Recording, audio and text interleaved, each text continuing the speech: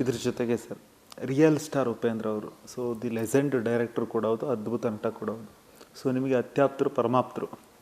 So ಅವರ ಪ್ರತಿಯೊಂದು ಉಪೇಂದ್ರ ಅವರ ಚಲನವಲನಗಳಾಗಿರ್ಬೋದು, ಅವರ ಒಳಗಿನ ನೋವುಗಳಾಗಿರ್ಬೋದು, ಖುಷಿಗಳಾಗಿ ಎಲ್ಲವನ್ನು ನಿಮ್ಮ ಹತ್ರ ಹಂಚ್ಕೊಂಡಿರತಕ್ಕಂಥವ್ರು. ಉಪೇಂದ್ರ ಅವರು ನಿಮ್ಮ ಒಡನಾಟ ಹೇಗಿದೆ ಸರ್ ಅವ್ರದ್ದು ನಿಮ್ಮದು? ತುಂಬ ಚೆನ್ನಾಗಿದೆ. ಯಾವುದೇ ಪ್ರೆಸ್ ಮೀಟ್ನಲ್ಲಿ ಸಿಕ್ಕಿದಾಗ ಸೀದಾ ಬಂದು ಮಾತಾಡಿ ಬಂದು ಗೌರವ ಕೊಟ್ಟು ಹೋಗಿ ಪ್ರೆಸ್ ಮೀಟ್ನಲ್ಲಿ ಅಟೆಂಡ್ ಮಾಡ್ತಾ ಇದ್ದ ಉಪೇಂದ್ರ. ಅದಕ್ಕಿಂತ ಹೆಚ್ಚಾಗಿ ನನಗೆ ಇವತ್ತಿಗೂ ನೆನಪಾಗೋದೇನೆಂದರೆ ಒಂದು ಮತ್ತೆ ಹವಾಯಿ ಚಪ್ಪಲಿ, ಒಂದು ಬ್ಯಾಗ್, ಒಂದು ಕೂದಲು, ಒಂದು ಗಡ್ಡ, ಕೆದರಿದ ಕೂದಲು. ನಾನು ಸಂಯುಕ್ತ ಕರ್ನಾಟಕದಲ್ಲಿರುವಾಗ ನಡೆದಿರೋ ಘಟನೆ ಇದು. ಆ ಕಾಲದಲ್ಲಿ ಉಪೇಂದ್ರ ಏನೂ ಆಗಿರಲಿಲ್ಲ. ಸೊ ಬಂದು ನಾನು ಹೀಗೆ ಟೇಬಲ್ನಿಗೆ ನೋಡ್ತೇನೆ, ಯಾರಪ್ಪ ನೀನು? ನನ್ನ ಹೆಸರು ಉಪೇಂದ್ರ, ಕಾಶಿನಾಥ್ ಜೊತೆ ಕೆಲಸ ಮಾಡ್ತಾಯಿದ್ದೀನಿ, ಏನಾದರೂ ಒಂಚೂರು ನನ್ನ ಬಗ್ಗೆ ಬರೀರಿ, ಸ್ವಲ್ಪ ಹೆಲ್ಪ್ ಆಗುತ್ತೆ ಅಂತೇಳಿ ಒಂದು ಪಾಸ್ಪೋರ್ಟ್ ಸೈಜ್ ಫೋಟೋನ ಇಟ್ಟು ಟೇಬಲ್ ಮೇಲೆ ಇಟ್ಟರು. ಬೇರೆ ವಿವರ ಏನು ಅಂತೇಳಿ, ಬೇರೆ ಯಾವುದಕ್ಕೆ ಕೆಲಸ ಮಾಡಿದ್ರೆ ಅದೆಲ್ಲ ಹೇಳಿದ್ದಾರೆ. ಆಯಿತು, ಅವನಿಗೆ ನಂಬಿಕೆ ಇಲ್ಲ, ಇವನು ಬರೀತಾನೆ ಇಲ್ವಾ ಏನು ಅಂತೇಳಿ, ಹೊರಡು ಅಂತೇಳಿ. ನೆಕ್ಸ್ಟ್ ಫ್ರೈಡೇಗೆ ಸಂಯುಕ್ತ ಕರ್ನಾಟಕದ ಸಿನಿಮಾ ಪುಟದಲ್ಲಿ ಆತನ ಬಗ್ಗೆ ಅದೇ ಫೋಟೋನ ಹಾಕೊಂಡು ಒಂದು ಐಟಮ್ ಬರ್ತದೆ. ಅದು ಭಯಂಕರ ಖುಷಿ. ಸ್ವೀಟ್ ಇಟ್ಕೊಂಡು ಬಂದ ಆಫೀಸಿಗೆ. ಅದು ಆಫೀಸು ಹಳೆಯ ಆಫೀಸು, ಬ್ರಿಟಿಷರ್ ಕಾಲದ ಆಫೀಸು. ಆಗ ಅದು ಎಲ್ಲಿ ನುಗ್ಗಿದ್ರೆ ಎಲ್ಲಿ ವಾಪಸ್ ಬರೋದು ಅಂತ ಗೊತ್ತಿರಲ್ಲ. ಅವನು ಹೇಗೋ ಬಂದ ನನ್ನ ಹತ್ರ ಟೇಬಲ್ ಸ್ವೀಟ್ ಕಟ್ಟ, ಸೊ ಥ್ಯಾಂಕ್ಸ್ ಗುರುಗಳೇ ಅಂತೇಳಿ ಹೋದ. ಹೋಗಿ ಸ್ವಲ್ಪ ಹೊತ್ತಿನಲ್ಲಿ ಗೇಟ್ನ ಹತ್ತಿರ ಫೋನ್ ಮಾಡ್ತಾನೆ, ಸರ್ ಆ ಒಂದು ಕಚ್ಚೆ ಹಾಕ್ಕೊಂಡಿರ್ತಾರಲ್ಲ, ಜುಬ್ಬ ಹಾಕ್ಕೊಂಡು, ಅವ್ರು ಯಾರು ಅಂತ ಹೇಳಿದ. ಶ್ಯಾಮರಾಯರು. ಏನಾಯಿತು? ನನಗೆ ದೊಡ್ಡ ಶ್ಯಾಮರಾಯರು ಅಂದರೆ ನೆಕ್ಸ್ಟ್ ನೋಡಿದರೆ ಡಿಸ್ಮಿಸ್ ಮಾಡಿಬಿಡ್ತಾರೆ, ಅಂಥ ಖಡಕ್ ವ್ಯಕ್ತಿ. ಏನಾಯಿತು? ನಾನು ಈ ಬಿಲ್ಡಿಂಗ್ದ ಹೊರಗೆ ಹೋಗೋದು ಹೇಗೆ ಅಂತ ಕೇಳಿದೆ ಅವ್ರ ಹತ್ರ.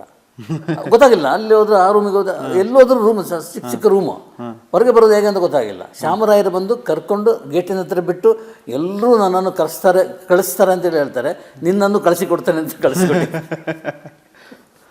ಅಂತ ಘಟನೆ ಎಲ್ಲ ನಡೀತು. ಉಪೇಂದ್ರ ನೆನಪಿರ್ಬೋದು. ಹೌದು, ನೆನಪಿರ್ಬೋದು ಅಂದರೆ ಮೊನ್ನೆ ಸಿಕ್ಕಿ ಹೇಳಿದ್ರು, ಎಲ್ಲ ನೆನಪಿಟ್ಕೊಂಡಿದ್ದೀರಲ್ಲ, ಎಲ್ಲ ಬರೀತಾ ಇದ್ದೀರಲ್ಲ, ಎಲ್ಲ ಮಾತಾಡ್ತಾ ಇದ್ದೀರಲ್ಲ ಟಿ ವಿಯಲ್ಲಿ, ಇದರಲ್ಲಿ ಯೂಟ್ಯೂಬಲ್ಲೆಲ್ಲ, ಖುಷಿ ಆಯಿತು ಗುರುಗಳೇ ಅಂತೇಳಿ.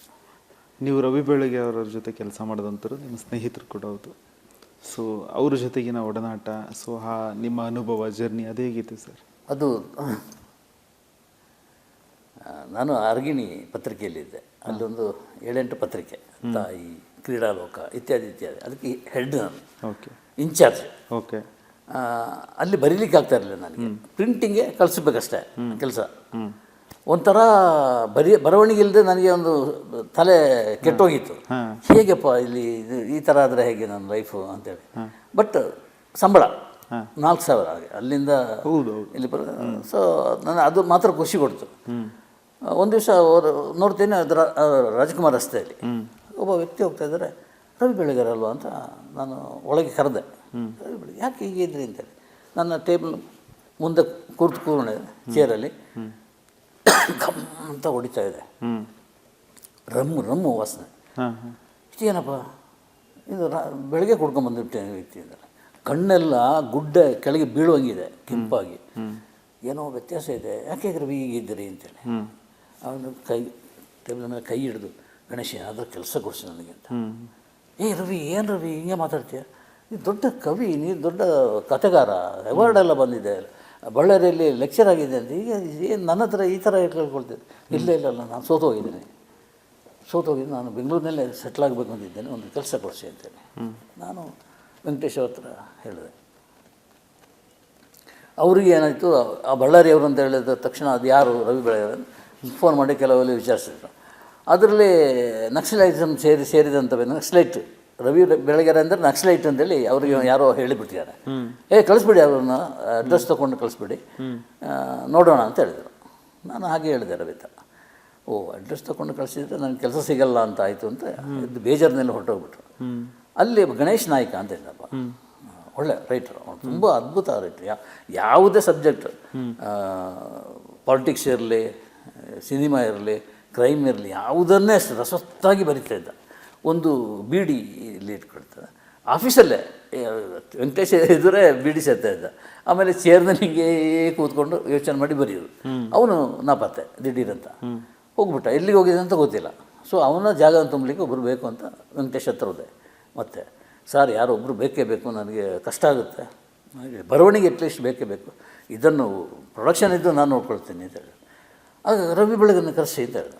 ಅಲ್ಲಿ ಟೇಬಲ್ ಮೇಲೆ ಆಗ ಇದು ಟೆಲಿಗ್ರಾಮ್ ಫಾರ್ಮ್ ಇಟ್ಟುಕೊಂಡಿದ್ದರು. ಅದರಲ್ಲಿ ಒಂದು ಫಾರ್ಮ್ ತೆಗೆದು ಸ್ಟಾರ್ಟ್ ಇಮಿಡಿಯೇಟ್ಲಿ ಅಂತೇಳಿ ರವಿ ಬೆಳಗೆರೆ ಟೆಲಿಗ್ರಾಮ್ ಕೊಟ್ಟೆ. Very next morning Ravi Belagere entry Bengaluru. ಅವನ ಲೈಫ್ ಸ್ಟಾರ್ಟ್ ಆದಾಗೆ ಬೆಂಗಳೂರಿಗೆ ಬರಲಿಕ್ಕೆ ಕಾರಣ ಆದ್ದು ನಾನು. ಅದು ಹೇಳ್ಕೊಂಡಿದ್ದೆ, ಆತನ ರವಿ ಬೆಳಗೆರೆ ಹೇಳ್ಕೊಂಡಿದ್ದಾರೆ. ನನಗೆ ಆಶ್ರಯ, ಊಟಕ್ಕೆ ವ್ಯವಸ್ಥೆ ಮಾಡಿದ್ದು, ಒಂದು ಜಾಬ್ ಕೊಟ್ಟಿದ್ದು, ಒಂದು ಚೇರ್ ಕೊಟ್ಟಿದ್ದು ಗಣೇಶ್ ಕಾಸರಗೋಡು ಅಂತ ತುಂಬ ಕಡೆಯಲ್ಲಿ ಬಹಿರಂಗವಾಗಿ ಹೇಳ್ಕೊಂಡಿದ್ದಾನೆ. ನೋಡಿ, ನಿಮ್ಮ ಆ ಅವಿನಾಭಾವ ಸಂಬಂಧ ಎಲ್ಲಿಗೆ ಹೋಗ್ತಾ ಇತ್ತು ಅಂತ ಹೇಳಿದ್ರೆ ರವಿ ಬೆಳಗೆರೆಯವರು ಮತ್ತು ಉಪೇಂದ್ರ ಅವ್ರ ನಡುವೆ ಒಂದು ಸ್ವಲ್ಪ ಮುನಿಸಿರುತ್ತಂತೆ. ಆ ಸಂಧಾನಕ್ಕೆ ನೀವು ಮಧ್ಯೆ ಕೂತ್ಬಿಟ್ಟು ಸಂಧಾನ ಆಗ್ತಿರುತ್ತಂತೆ. ಎಷ್ಟು ಖುಷಿ ಆಗುತ್ತೆ ನಾವು ಅದೆಲ್ಲ ಕೇಳ್ತಾ ಇದ್ರೆ ವಾವ್ ಅನಿಸ್ಬಿಡುತ್ತೆ. ಇದ್ರ ಜೊತೆಗೆ ಪದ್ಮನಾಭನಗರದ ಒಂದು ಮನೆಯಲ್ಲಿ ಇದು ಸ್ಕ್ರಿಪ್ಟಿಗೆ ಕೂತ್ಕೊಂಡಿದ್ದರು. ಅವರು ಏನೋ ಅವ್ರ ವಿರುದ್ಧನೇ ಬರೀತಾ ಇದ್ದ ರವಿ ಬೆಳಗೆರೆ. ನಾನು ರವಿ ಬೆಳಗೆರೆ ಆಗ್ಲಿಂದ ಅಷ್ಟೇ ತುಂಬ ಆತ್ಮೀಯ ಅಂದರೆ ಕರೆಸಿದ್ದೆ ನಾನು. ಆಗಿರೋದನ್ನು ಸೈನ್ ತಗೊಂಡಿದ್ದು ಹೋದ್ವಿ, ಕರ್ಮವೀರ ಮಾಡಿದ್ವಿ, ಇದೆಲ್ಲ ಆಗಿ ಹಾಯ್ ಬೆಂಗಳೂರು ಶುರು ಮಾಡಿದಾಗ ಅಟ್ಯಾಕ್ ನೆಗೆಟಿವ್ ಆಗಿ ಅದು ಯಾಕೆ ಸುಮ್ಮನೆ ಬೇಜಾರು ಮಾಡ್ಕೊಂಡಿದ್ದೇನೆ. ಉಪೇಂದ್ರ ನನಗೂ ಬೇಕಾದವನು, ರವಿ ಬೆಳಗೆರೆನೂ ಬೇಕಾದವನು, ಇಬ್ಬರು ಒಟ್ಟಿಗೆ ಯಾಕೆ ಸೇರಿಸ್ಬಾರ್ದು ಅಂತೇಳಿ ಒಂದು ಸಲ ಕರ್ಕೊಂಡೋದ್ರೆ ಅವ್ರು ಬಂದರು. ವೇಣು ಮತ್ತು ವೇಣು ಕ್ಯಾಮ್ರಾಮ್ಯಾನ್ ಆಗೋದು. ಅವರು ಮತ್ತು ಉಪೇಂದ್ರ ಕರ್ಕೊಂಡೋದ್ದು ರವಿಗೆ ಭಾರಿ ಖುಷಿ ಆಯಿತು. ತುಂಬ ಆತ್ಮೀಯವಾಗಿ ಮಾತಾಡಿದರು. ಆಮೇಲೆ ತಂದೆ ಕೆಲಸ ಮಾಡ್ತಾಯಿದ್ದ ರೀತಿ ಹಳೆದೆಲ್ಲ ನೆನಪಾಕೊಂಡು ಕಣ್ಣೀರಿಟ್ಟರು. ಅವರು ಕಣ್ಣೀರಿಟ್ಟು ಒಡೆ ಕಾಯಿಸ್ತಾ ಇದ್ದಿದ್ದು ಚಾಮರಾಜಪೇಟೆಯ ಮಿತ್ರ ಸ್ಟೋರ್ಸ್ ಪಕ್ಕದಲ್ಲಿ. ಇಂಥದ್ದೆಲ್ಲ ಹೇಳಿ ಇದಾಡಿದಾಗ ನಾನು ಉಪೇಂದ್ರ ಅಳಬಾರ್ದು ಅಂತೇಳಿ ಹಳ್ಳಿ ಅಳು ಎಷ್ಟು ಜನ ಅಷ್ಟು ಹಳ್ಳಿ ಅವಳು, ನೀನು ತಡಿಬೇಡ ಅಂತ ನನಗೆ ಅವರು. ಸೊ ಅತ್ತ ಮೇಲೆ ಇಬ್ಬರು ಅಪ್ಕೊಂಡ್ರು. ಖುಷಿಯಾಯಿತು, ರವಿಗೂ ಖುಷಿ ಆಯಿತು, ಉಪೇಂದ್ರನಿಗೆ ಖುಷಿ ಆಯಿತು. ನನಗಂತೂ ಒಬ್ಬ ಒಂದು ಮಹಾಮಿಲನ ಅದು ಮಾಡಿದ ಖುಷಿ ನನಗಿತ್ತು. ಉಪೇಂದ್ರ ನನ್ನನ್ನು ಎಲ್ಲರೂ ಡ್ರಾಪ್ ಮಾಡಿದೆ, ಹೋದೆ. ನೆಕ್ಸ್ಟ್ ವೀಕ್ ಹಾಯ್ ಬೆಂಗಳೂರಿನಲ್ಲಿ 2 ಪುಟ ಅವನು ಉಪೇಂದ್ರ ವಿರುದ್ಧ ಬರೆದುಬಿಟ್ಟ. ನಾನು ಇದೇನಪ್ಪ ಇದು, ಹೇಗೆ ಇದು, ಇಲ್ಲಿ ನೋಡಿದ್ರೆ ರಾಜಿ ಆಗಿದ್ದಾರೆ. ಹೌದು, ರಾಜಿ ಆಗಿದ್ದಾರೆ ಅಂತೇಳಿ. ಇದು ಉಪೇಂದ್ರ ಫೋನ್ ಮಾಡಿದ್ರು, ಏನು ಗುರುಗಳೇ ಈ ಥರ ಬರೆದು ಬಿಟ್ಟಿದ್ದಾರೆ ಅಂತೇಳಿ. ನಾನು ಏನು ಹೇಳಲಿಕ್ಕೆ ಸಾಧ್ಯ ನನಗೆ, ಪಾಪ ಏನು ಹೇಳಿಲ್ಲ. ಅದು ಆತನ ಗುಣ. ರವಿ ಬೆಳಗೆರೆ ಅಂದರೆ ಬ್ರ್ಯಾಂಡೆಡ್, ನಂಬಲಿಕ್ಕೆ ಸಾಧ್ಯ ಇಲ್ಲ. ನನ್ನ ಬಗ್ಗೆ ವಿರುದ್ಧ ಬರೆದಿದ್ದೇನೆ ನೆಗೆಟಿವ್ ಆಗಿ, ನನ್ನ ಬಗ್ಗೆ ಕೂಡ. ಹೌದು, ಒಂದು ಇಡೀ ಪುಟ ಬರೆದು ಆಮೇಲೆ ಫೋನ್ ಮಾಡಿದೆ, ಹೀಗೆ ಬರೆದಿದ್ದೀನಿ ನೋಡು ಗಣೇಶ ಹೆಂಗಿದೆ ಅಂತೇಳಿ. ನೋಡಿದ್ರೆ ವಿರುದ್ಧ ಬರೆದಿದ್ದಾರೆ. ಆಯ್ತು ಸರ್, ನೀವು ರೌಡಿ ಜರ್ನಲಿಸ್ಟಾ? ರೌಡಿ ಜರ್ನಲಿಸ್ಟಾ ಯಾರು? ನೀವು? ಇಲ್ಲ, ಕೆಲವರೆಲ್ಲ ಹಂಗೆ ಅಂತ ಹಾಗೆ ತಿಳ್ಕೊಂಡಿದ್ದಾರೆ.